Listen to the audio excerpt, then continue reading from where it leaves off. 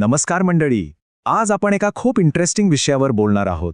यशस्वी traders रोज सकाळी market सुरू होण्याआधी नक्की करतात तरी काय?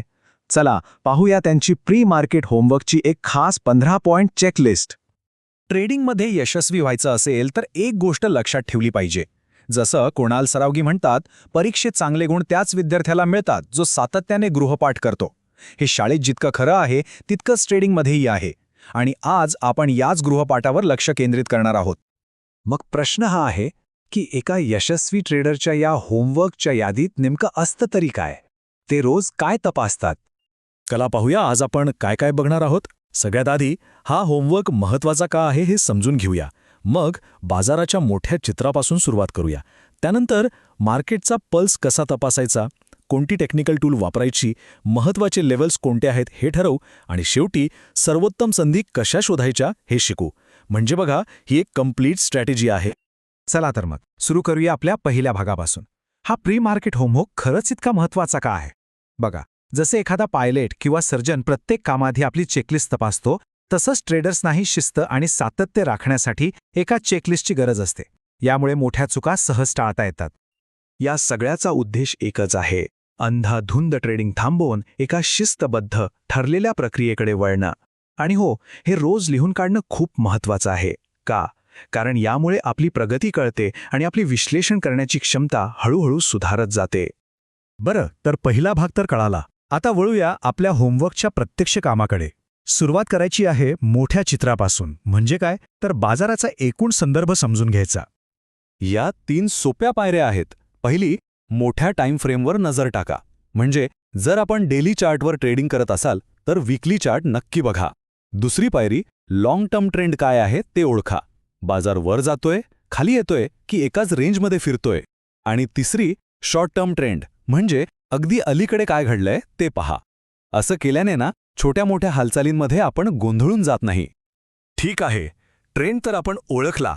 आता पुढची पायरी आहे बाजाराच्या आत डोकावून पाहण्याची, म्हणजे मार्केटचा पल्स तपासायचा. बघूया ते कसं करायचं. इथे एक सोपी पण महत्त्वाची गोष्ट करायची आहे. आपल्या निफ्टीची तुलना डाऊ जोन्सची करा. गेल्या 5 ते 7 दिवसात काय झालंय? आपला बाजार जागतिक बाजारांपेक्षा मजबूत आहे की कमकुवत? कारण लक्षात घ्या, मजबूत बाजारपेठा नेहमीच इतरांपेक्षा चांगली कामगिरी करतात. आता बघूया ॲडव्हान्स डिक्लाइन लाईन. हे काय आहे? सोप्या भाषेत हे आपल्याला सांगतं की बाजारातले बहुतेक स्टॉक्स वर जात आहेत की खाली. ह्याला सैन्य विरुद्ध जनरल असं समजा. म्हणजे इंडेक्स जो आपला जनरल आहे तो एकटाच पुढे चाललाय की स्टॉक्सचं पूर्ण सैन्य त्याच्यासोबत आहे, हे तपासणं खूप गरजेचं आहे. आणि हो, एक अत्यंत महत्त्वाची तपासणी, बँक निफ्टीची कामगिरी निफ्टीपेक्षा चांगली आहे का? कारण एक गोष्ट लक्षात ठेवा, बाजारात मोठी आणि टिकणारी तेजी येण्यासाठी बँकिंग सेक्टर मजबूत असणं खूप आवश्यक असतं. हे बाजाराच्या ताकदीची पुष्टी करतं. चला आता पुढच्या टप्प्याकडे जाऊया. इथे आपण काही खास टेक्निकल टूल्स वापरणार आहोत जे आपल्याला बाजाराचे संकेत देतील. सगळ्यात महत्त्वाचा सिग्नल मिळतो तो चार्ट पॅटर्न्सवरून. चार्टवर डबल बॉटम किंवा हेड अँड शोल्डर्स सारखा एखादा स्पष्ट पॅटर्न दिसतोय का हे शोधा. कारण एक चांगला स्पष्ट पॅटर्न इतर कोणत्याही विश्लेषणापेक्षा जास्त महत्त्वाचा ठरू शकतो.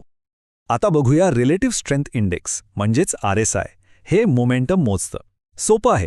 याची रीडिंग 50च्या वर आहे का? असेल तर समजा तेजीचं चिन्ह आहे. 50च्या खाली असेल तर मंदीचं. म्हणजे खरेदीदार आणि विक्रेत्यांमध्ये कोण जिंकतंय याचा हा एक छोटासा अंदाज आहे.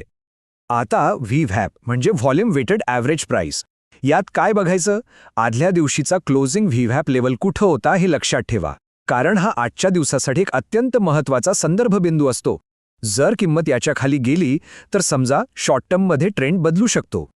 बरं, आता आपल्याकडे टेक्निकल चित्र बरंचसं स्पष्ट झालंय.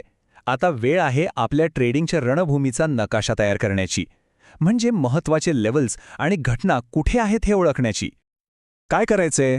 तर आपल्या चार्टवर महत्त्वाचे सपोर्ट लेव्हल्स मार्क करा. मग महत्त्वाचे रेझिस्टन्स लेव्हल्स मार्क करा. आणि हो, येत्या काळात कोणती मोठी घटना आहे का? जसं की सेंट्रल बँकेचं धोरण, कंपन्यांचे निकाल किंवा निवडणुकीचे निकाल याची एक यादी करा. कारण यामुळे बाजारात मोठी उलथापालथ होऊ शकते. आता एक खूप इंटरेस्टिंग गोष्ट बघूया, ऑप्शन चेन विश्लेषण. समजा ही संख्या आहे 17,500. आता याचा अर्थ काय? तर समजा 17,500च्या स्ट्राईक प्राईसवर खूप जास्त कॉल ओपन इंटरेस्ट आहे. याचा सरळ अर्थ असा होतो की ही पातळी बाजारासाठी एका मोठ्या भिंतीसारखं काम करेल, म्हणजे एक मोठं रेझिस्टन्स बनेल. ऑप्शन डेटा आपल्याला सांगतो की मोठे ट्रेडर्स कुठे आपली पोझिशन घेत आहेत. आणि आता आपण येतोय आपल्या शेवटच्या आणि सगळ्यात महत्त्वाच्या भागाकडे. हे सगळं विश्लेषण तर झालं, पण यातून कृती करण्यासारखं काय? सर्वोत्तम संधी कशा शोधायच्या? इथे आपल्याला 3 गोष्टी करायच्या आहेत. पहिली, बाजारातले सर्वात मजबूत म्हणजे चांगली कामगिरी करणारे सेक्टर्स कोणते आहेत ते शोधा. दुसरी, सर्वात कमकुवत सेक्टर्स कोणते आहेत ते ओळखा. आणि तिसरी, आपल्या वॉचलिस्टमध्ये स्टँडआउट चार्ट शोधा, म्हणजे असे स्टॉक्स ज्यात स्पष्ट ब्रेकआउट दिसतोय आणि ज्यात इतरांपेक्षा जास्त ताकद आहे. तर हे सगळं एकत्र केल्यावर आपला रोजचा होमवर्क काहीसा असा दिसेल. बघा, एकाच ठिकाणी आपल्याला मोठं चित्र, मार्केटचा पल्स, महत्त्वाचे लेव्हल्स आणि सर्वोत्तम संधी कुठे आहेत हे सगळं दिसतंय. हेच विश्लेषण आपल्या यशस्वी ट्रेडिंगचा पाया बनेल. शेवटी एक गोष्ट कायम लक्षात ठेवा. मेहनती विद्यार्थीच लांब पल्ल्याची शर्यत जिंकतो. जर आपल्यालाही एक मेहनती विद्यार्थी बनायचं असेल तर आजपासूनच आपला गृहपाठ सुरू केला पाहिजे. तर मग काय, आपण आपला गृहपाठ सुरू करायला तयार आहात का?